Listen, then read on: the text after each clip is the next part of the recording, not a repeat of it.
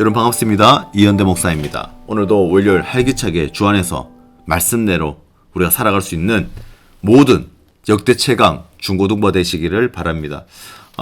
요즘에 목사님이 지금 말씀 묵상을 하면서 잘하고 있는지 친구들한테 몇 명이 물어봤는데 잘하는 친구도 있고 못하는 친구도 있습니다. 또 제가 몰랐는데 아침 7시에 제가 예약을 해두었는데 8시에 이게 이제 카카오 채널로 나간다 하더라고요.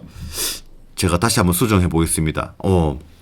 아침 7시에 해야지 여러분들이 지금 학교 갈 때 이 말씀 묵상을 들을 건데 제가 다시 한번 더 조율을 하겠습니다. 좀 말씀을 좀 해주세요. 네. 자, 오늘 말씀은 누가복음 20장입니다.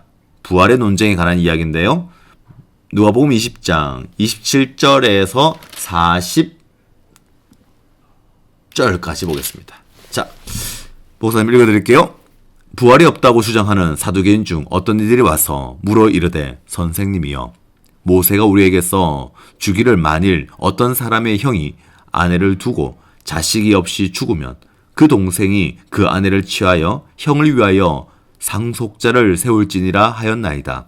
그런데 7형제가 있었는데 마지가 아내를 취하였다가 자식이 없어 죽고 그 둘째와 셋째가 그를 취하고 7이 다 그와 같이 자식이 없이 죽고 그 후에도 여자도 죽었나이다. 7이 다 그를 아내로 취하였으니 부할 때에 그 중에 누구의 아내가 되리이까? 예수께서 이르시되 이 세상의 자녀들은 장가도 가고 시집도 가되 저 세상과 및 죽은 자 가운데서 부활함을 얻기에 합당히 여김을 받은 자들은 장가가고 시집가는 일이 없으며 그들은 다시 죽을 수도 없나니 이는 천사와 동등이요 부활의 자녀로서 하나님의 자녀임이라. 죽은 자가 살아난다는 것은 모세도 가시나무 떨기에 관한 글에서 주를 아브라함의 하나님이요 이삭의 하나님이요 야곱의 하나님이시라 칭하였나니 하나님은 죽은 자의 하나님이 아니요 살아있는 자의 하나님이시라. 하나님에게는 모든 사람이 살았느니라 하시니 서기관 중 어떤 이들이 말하되 선생님 잘 말씀하셨나이다 하니 그들은 아무것도 감히 더 물을 수 없음이더라. 아멘. 자, 오늘의 말씀은 부활을 논쟁하는 이야기입니다. 사두개인들이 또 까다로운 질문을 제기합니다. 이제 부활이 없다라고 주장하는 사두개인들이 예수님께 나와서 까다로운 질문을 제기하는 거죠. 모세의 율법에 따르면은 구약의 말씀에 보면은 형이 자식을 낳지 못한 채로 아내를 남기고 죽으면 그 동생이 결혼하여서 상속자, 후손을 세워야 하는데 7 형제가 모두 이런 식으로 자식을 낳지 못하고 죽고 여자까지 죽는다면 죽고 난 다음에 부활 때에 누구의 아내가 되느냐는 것이었습니다. 당시에는 자식이 굉장히 중요하고 자식이 보험처럼 상속자가 됩니다. 이들이 내놓은 문제는요, 아마도 부활을 믿는 서기관 또는 바리새인들과 논쟁할 때에 사용되었던 질문이라고 생각할 수가 있습니다. 그들은 예수님도 이 질문에 대답하지 못할 것이라고 킥킥킥 웃다가 그렇게 가져온 것일 겁니다. 즉 부활이 얼마나 우스꽝스럽고 말도 안 되는 개념이고 신학인지 보여주는 거죠. 예수님을 조롱하고 당혹하게 만들려고 하는 의도가 다분히 보입니다. 하지만 예수님은 그들의 질문 역시 처음부터 잘못되었다라고 말씀하세요.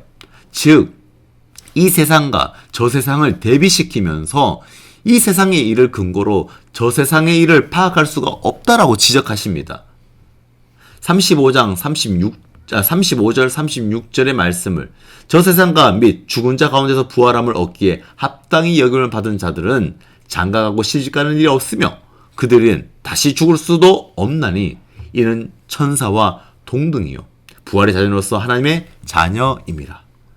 저 세상, 즉 앞으로 올 세상은 부활하여서 영원히 사는 곳이기 때문에 이 세상의 논리와 법들이 통하지가 않는다라는 거예요. 따라서 결혼해서 자녀를 낳아야 할 이유도 없고 부활의 자녀, 즉 하나님의 자녀로서 천사와 동등한 존재가 된다라고 말씀하세요. 지금 이 현세의 기준으로 영원한 부활을 판단하기에는 굉장히 어리석은 질문일 수밖에 없다라고 예수님께서 진리로 답하고 계십니다. 고린도전서 15장에 말씀을 보면 썩을 것이 썩지 아니할 것으로, 욕된 것이 영광스러운 것으로, 약한 것이 강한 것으로 다시 살아난다라고 말씀합니다. 사두개인들은 부활을 모르기에 도저히 비교할 수 없는 대상을 서로 견주게 됩니다. 그리고 예수님은 더 나아가 그들이 그렇게 신봉하는 모세의 글로 그들의 질문을 다시 한 번 더 이야기하십니다. 모세는 가시나무 떨기에서 하나님께서 자신을 아브라함의 하나님, 이삭의 하나님, 야곱의 하나님이라고 말씀하셨던 것을 기록합니다. 이 말씀이 어떻게 죽은 자가 살아난다는 내용을 뒷받침할 수 있겠습니까? 바로 이거죠. 하나님이 아브라함의 하나님이자 이삭의 하나님이자 야곱의 하나님이 되시려면 그 셋 모두가 살아있다라는 사실이 전제되어야 깔려야 됩니다. 왜냐하면 하나님은 살아있는 자와 관계를 맺으시기 때문에 죽은 자와 관계 맺을 수가 없기 때문이죠.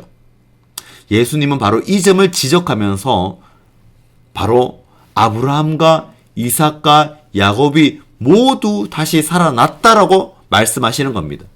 그리고 더 나아가 하나님에게는 모든 사람이 살아났느니라 알쏭달쏭한 말씀을 하십니다. 하나님은 영원히 존재로, 현재의 존재로 나타나시는 분이십니다.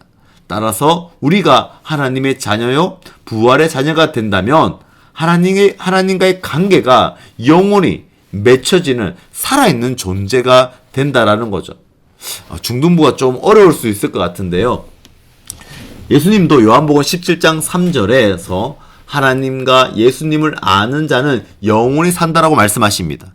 즉 다시 말씀드리면 하나님은 우리들은 하나님을 아는 것만으로도 우리는 하나님과 관계가 맺어질 수가 있다는 거예요.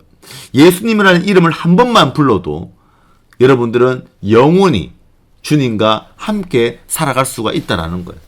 그것을 여러분 믿는 자가 되셔야 됩니다.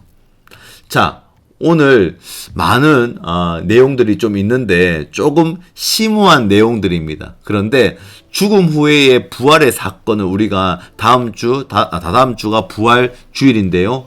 이 부활에 관한 개념을 조금 더 확실하게 정립하고 가실 필요가 있다라는 거예요. 자리에 있던 서기관들이요, 이 말씀이 옳은 말씀입니다라고 맞장구를 칩니다. 그들은 사두개인들과 부활에 관해서 믿는 바가 달랐지만은 그들의 질문에 제대로 답변하지 못했고 바로 모세의 글로 이야기를 해 주었기 때문이죠. 그리고 사두개인 역시 감히 또한 더 질문을 예수님에게 하지 못합니다. 모세의 오경을 열심히 구약을 연구하며 지켰지만은 더 깊은 깨달음을 알지 못했다라는 거죠. 말씀을 알고 있지만은 그 말씀이 살아서 우리를 깨고 부셔야 되는데 그 말씀이 그냥 지식으로만 우리는 알고 있는 사람들이 얼마나 많이 있는지 모르겠습니다. 예수님께 질문드린 그 질문들, 그들은 아무 대답도 하지 못합니다. 하나는 옳고 그름을 가려내는 질문이었고 또 하나는 가상적인 상황을 묻는 질문이었던 거죠. 우리도 하나님에게 질문을 할 수가 있죠. 모르는 거 물을 수도 있고요. 그래서 하나님은 우리에게 깨달음을 주시고 답을 주실 때도 있습니다. 또 안 주실 때도 있고요. 그런데 정말 중요한 것은 우리가 하나님께 왜요? 라고 묻는 게 아니라 하나님이 우리에게 물으시는 질문에 어떻게 반응하는 것도 굉장히 중요합니다. 하나님은 오늘 우리에게 묻고 계십니다. 넌 나를 누구라고 하느냐? 너는 누구를 힘으로 삼고 있니? 지금 너는 어떻게 살아가고 있니? 내가 너에게 맡긴 책임 기억하고 있니? 오늘의 묵상 포인트는 이것입니다. 물론 지금의 삶과 현세의 삶과 부활의 삶을 우리가 어떻게 바라보아야 하는지, 부활은 어떠한 삶일까라는 것을 한번 생각해 봅시다. 그리고 지금 현재 살아있는 하나님, 나와 어떻게 지금 함께 관계 맺고 있는지, 또 하나님이 내게 주신 부르심과 책임은 무엇인지 한번 생각해 보시고 오늘 하루 부활하신 그 주님, 그리고 우리도 그것을 따라서 부활할 수 있다라는 믿음으로 하늘의 소망을 가지고 오늘 하루도 살아가 봅시다. 살아계신 하나님 아버지, 감사합니다. 죽음 이후에도 소망이 있고 하늘의 소망을 가지고 살아갈 수 있게 하심에 감사드립니다. 하나님, 오늘 이 시간 가운데 나의 질문보다 하나님의 질문에 더 귀를 기울인 자가 되게 인도하여 주시고, 오늘 이 시간 가운데 우리의 삶 속에서 하나님께 반응하며 책임 있는 삶으로서 그리스도인처럼 살아갈 수 있게 도와주시고, 하늘의 소망을 가지고 오늘 하루도 믿음으로 살아갈 수 있게 인도하여 주시옵소서. 내 삶 속에서 하나님께 반응하며 책임 있게 살아가기를 간절히 소망하며 이 모든 말씀 살아계신 예수님의 이름으로 기도드리옵나이다. 아멘.